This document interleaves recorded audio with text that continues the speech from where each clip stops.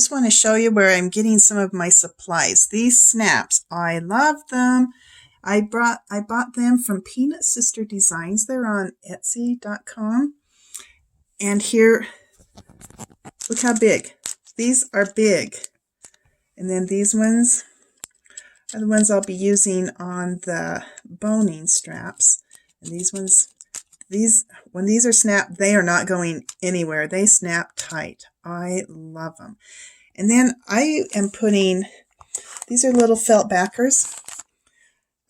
You buy a bag and it will last you and about 3 generations down of your ancestors. There's enough in here to last for the lifetime. In fact, if you want some of mine, because what's quantities 1,000. This is from Wawak.